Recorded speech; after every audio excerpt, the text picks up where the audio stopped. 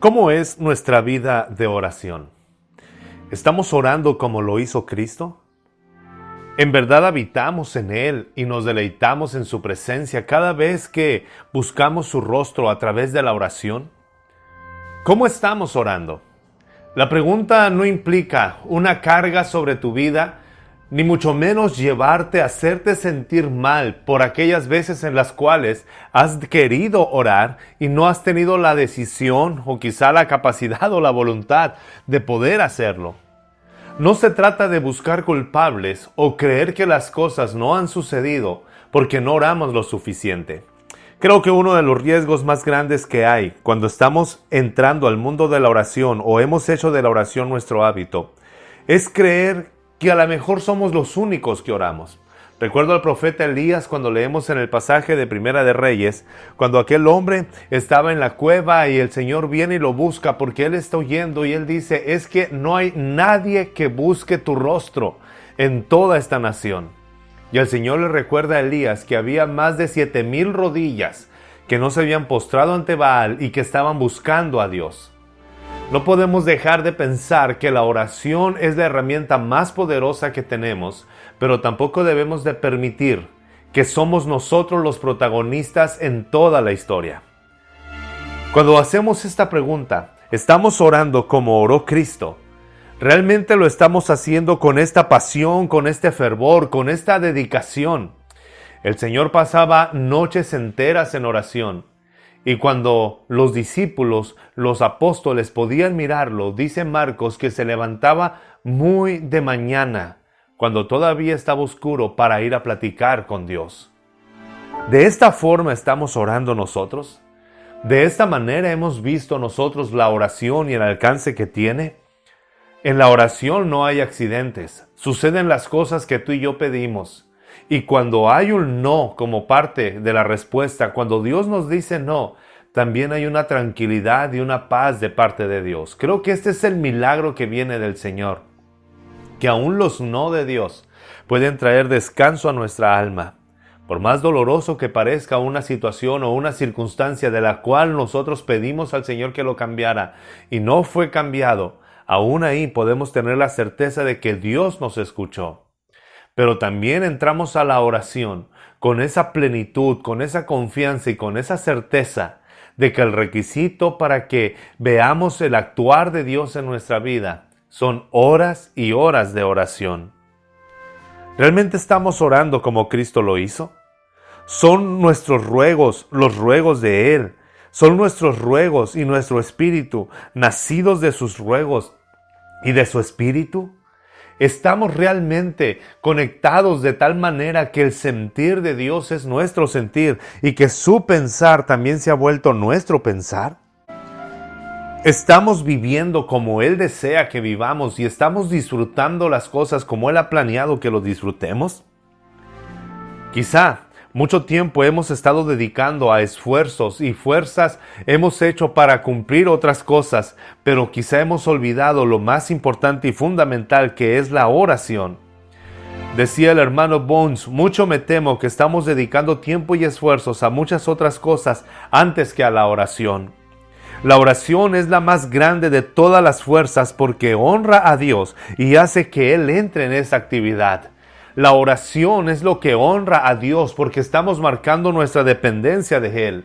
Y al mismo tiempo estamos invitándolo y permitiéndole que se involucre en esos planes. Le estamos invitando a que se involucre y que forme parte de la acción que estamos tomando, pero también le estamos diciendo, Señor, toma el control. Es por eso que se requiere una humildad para orar, se requiere dedicación y esfuerzo y fe para confiar que el Señor habrá de actuar en la medida en la cual Él ha determinado, pero necesitamos orar. No puede haber un sustituto ni rival para la oración. Nuestros días, por más ajetreados que sean, nuestros tiempos, por más ocupados que estén, no pueden tener otra preeminencia sino la oración antes que todo. No podemos lanzarnos hacia nuestras conquistas espirituales apoyándonos en las oraciones de nuestra generación pasada. No podemos estar pensando, aunque poderosas, pero no podemos estar pensando que las oraciones de las generaciones pasadas son suficientes para este tiempo. Tú y yo podemos sembrar oraciones en las generaciones que vienen y marcar nuestra generación a través de una vida llena de oración, a través de una vida llena, reconocida y apasionada por el lugar secreto e íntimo con Dios. No podemos estar confiando que nuestros hijos estarán resguardados solamente porque sus abuelos oraron. Tú como padre, tú como mamá, es necesario que ores por ellos, que levantemos nuestra mirada al cielo, que levantemos nuestras manos y derramemos nuestras lágrimas delante de Dios para que el Señor les ayude a tomar buenas decisiones. Como consecuencia, cuando la oración se vuelve pobre, cuando la oración se vuelve un asunto de segundo término, cuando la oración se vuelve algo en lo cual no nos enfocamos, como consecuencia de un tan pobre uso de la oración, vienen los beneficios también pobres y pequeños. Quizá no tenemos lo que queremos porque no hemos pedido, y quizá no hemos recibido todo lo que soñamos porque no hemos orado como debiéramos. La oración es esa puerta en la cual el Señor se permite obrar y actuar en los asuntos que muchas veces nosotros le hacemos por un lado. La oración es invitar a Dios a que forme parte de nuestros planes, a que esté en cada decisión que tomemos y a darle y a pedirle la dirección, a darle ese lugar para que nos dé la guianza que tú y yo necesitamos. Las condiciones de la oración son las condiciones de justicia, santidad y salvación. La oración no es una varita mágica. La oración tampoco es algo a lo que Dios solamente va a escuchar porque tú y yo oramos. La oración viene respaldada de una vida llena de justicia, de santidad y seguros de la salvación en Cristo. Pensar que la oración es el único requisito y pensar que cualquier persona puede doblar sus rodillas, cerrar sus ojos y Dios lo escuche. Porque muchas veces nos frustramos y decimos, ¿por qué Dios no responde a la oración? ¿Por qué no tengo deseos de orar? Escucha, la oración viene acompañada de la justicia del que ora, de la santidad personal del que ora y por la convicción de que ha sido salvo por Cristo Jesús. La oración no solamente es cerrar nuestros ojos. La oración no solamente es decir que Dios haga las cosas. La verdadera oración viene acompañada de estos tres elementos. Es por eso que la oración es un oficio que se debe de aprender. La oración es algo que aprendemos día tras día. La oración es algo que transforma toda nuestra vida. La oración nos lleva a tomar decisiones. No es lo mismo, escucha bien, no es lo mismo presentarte delante de Dios como un hijo que ha obedecido a todo el tiempo estar presentándote delante de Él como alguien que está prófugo porque todos los días falla. Claro que hay una diferencia en esa oración, en nuestra actitud, en la forma en la cual vemos al Padre. Cuando estamos esforzándonos y tomando decisiones diarias para agradarle a Él, podemos presentarle delante de Él y decirle, Señor, necesito esto. Y Él es un Padre que está complacido con nuestra vida. Por eso la primera pregunta era, ¿estamos orando como Cristo lo hizo? Estamos orando de la forma y de la manera en la que el Señor lo hacía, con esa plena libertad y esa certeza. Ahora también tú y yo, por la gracia de Dios y por la sangre de Cristo, podemos llegar delante del trono de la gracia con toda libertad, porque Cristo ha perdonado nuestros pecados. Pero cuando fallamos, muchas veces nuestra oración se torna solamente un ciclo vicioso donde venimos y pedimos perdón y no vemos en la oración más allá de esto. Cuando en la oración están escondidas todas las riquezas y las bendiciones que Dios ha planeado para cada uno de nosotros y para tu familia. No solamente es para pedir perdón, sino para acercarnos y disfrutar de Dios. Entonces, cuando nuestra vida está agradando a Dios, ya no llegamos solamente para pedir perdón, de hecho llegamos con toda libertad, solamente para descubrir las bendiciones que el Señor ha preparado para nosotros.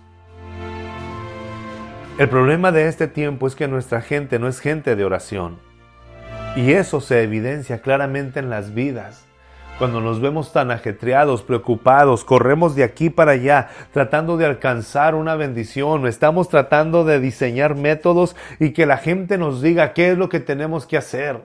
donde muchos vividores y estafadores se aprovechan de la nobleza, de la fe y del corazón de las personas para inventar métodos que giran en torno a ellos mismos, para enriquecerse a costa de la necesidad de las personas.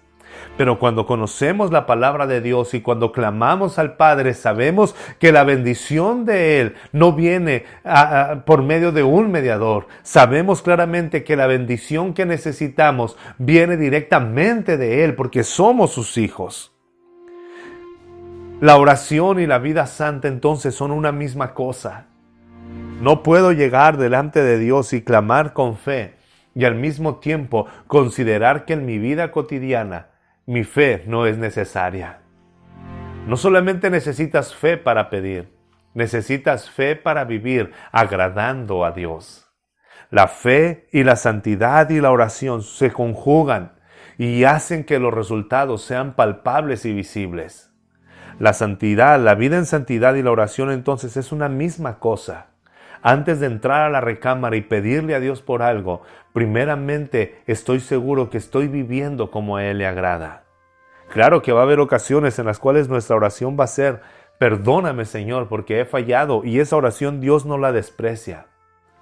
Pero el tenor de nuestra vida debe de estar marcado por una decisión constante de luchar por agradarle a Él. El llamado a la oración es la experiencia del Espíritu de Dios. Por eso es que no podemos estar viviendo en pecado, confiando en nuestras propias obras y en nuestra religión para poder llegar a Dios, sino que es a través de la sangre de Jesús y de la obra que Cristo hizo, porque entramos al mundo del Espíritu de Dios, donde podemos conocerle, disfrutar y obtener lo que tú y yo pedimos. El Evangelio se mueve lentamente y con dificultad cuando los santos no están orando mañana, tarde y noche, y en forma continua y prolongada. Cuando pensamos en Daniel, ese joven que estaba en Babilonia y que vivió toda su vida como un esclavo en un imperio, pero marcado por la gloria de Dios, la palabra de Dios nos enseña que Daniel oraba 3 veces al día. Él abría las ventanas de su recámara y clamaba a Dios y agradecía a Dios, y la gente lo miraba orar. Cuando tú y yo no estamos orando mañana, tarde y noche, difícilmente podremos ver lo que estamos pidiendo. La oración requiere constancia. La oración requiere fe.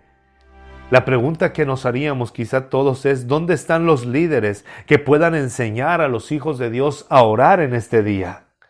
Tú puedes ser uno de ellos, tú puedes ser una de ellas. Empieza tu vida de oración a marcar primeramente las bendiciones de tu familia y vas a tener un alcance sobre otros a través de la vida de oración. Muchas veces el aumento de la educación y la facilidad para adquirir dinero pueden ser el obstáculo más grande para que nosotros como hijos e hijas de Dios podamos empezar a tener una mejor y más oración. Tú y yo podemos recibir tantas bendiciones si tomamos el tiempo de la oración. Pero el aumento de la oración no vendrá como algo natural. Tenemos que decidirnos. Tenemos que tomar la decisión de cada día empezar clamando a Dios, cada tarde estar meditando en Él y cada noche cerrar nuestro día platicando con el Señor. Nadie, sino realmente líderes de oración, pueden tener seguidores que oren.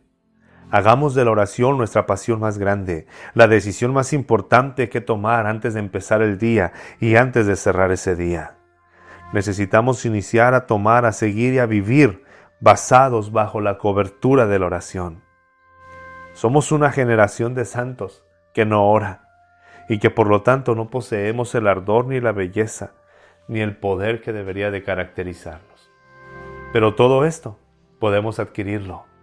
Todo esto podemos tenerlo, todo esto podemos decidir hacerlo, porque Dios está dispuesto a bendecirnos de esta manera.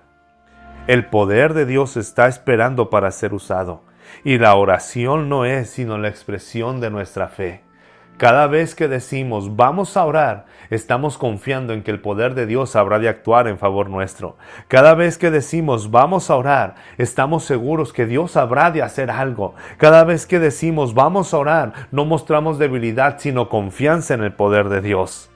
La oración ensalza y honra a Dios, Y la oración humilla al ego que tenemos tan marcado en nuestras vidas, donde queremos mostrar que con nuestra fuerza podemos lograr tantas cosas, pero cuando confiamos en Dios, Dios también honra a los humildes. Dios se deleita en vernos orar. Entonces, oremos más. El que ora mucho, el que estudia mucho la Biblia, el que ama bastante a los que están a su alrededor, el que trabaja mucho por la gloria de Dios y hace mucho para Dios, entonces estará beneficiando a la humanidad.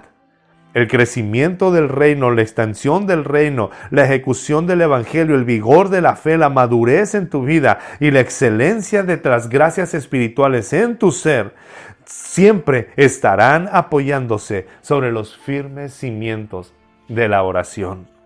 Así que puedes tener toda la capacidad para tomar la decisión de dejar por un lado cosas triviales e iniciar a buscar la obra del Señor. Soy el pastor Benjamín Esquer y es un gozo poder compartir contigo este tiempo.